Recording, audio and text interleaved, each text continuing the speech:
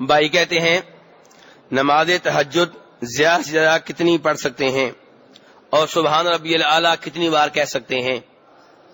میرے بھائی، تہجد کی نماز، تراویح کی نماز، رات کی نماز، رات کا قیام، یہ ایک نماز کے کئی نام ہیں۔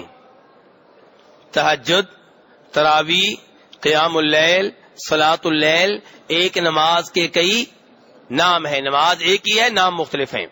اور تراویح وہ نام ہے جو اللہ کے رسول کے زمانے میں موجود نہیں تھا صلی اللہ علیہ وسلم۔ یہ نام بعد میں پڑا ہے، آپ کے زمانے میں یہ نام نہیں تھا۔ مشہور و معروف حنفی عالم دین علامہ انور شاہ کاشمیری بخاری شریف کی شرح فیض الباری میں فرماتے ہیں کہ میں اس نتیجے تک پہنچا ہوں کہ واقعی تہجد اور تراویح ایک نماز کے دو نام ہیں۔ اور اس نماز کے بارے میں جب جناب عائشہ رضی اللہ عنہا سے پوچھا گیا، جیسا کہ بخاری شریف میں ہے کہ آپ سے کہا گیا کہ آپ کی رمضان میں رات کی نماز کیسے تھی، تو جناب عائشہ نے فرمایا کہ رمضان ہو یا غیر رمضان، آپ کی رات کی نماز 11 رکعتیں ہوا کرتی تھیں، یعنی کہ 8 نفل اور 3 وتر۔ تو بھائی نے پوچھا ہے کتنی، تو میرے بھائی سنت جو ہیں وہ 8 رکھتے ہیں، 7 3 وتر ملا لے کتنی ہو جائیں گی؟ 11۔ رمضان میں بھی، رمضان کے علاوہ بھی، لیکن کمی بیشی کی گنجائش موجود ہے۔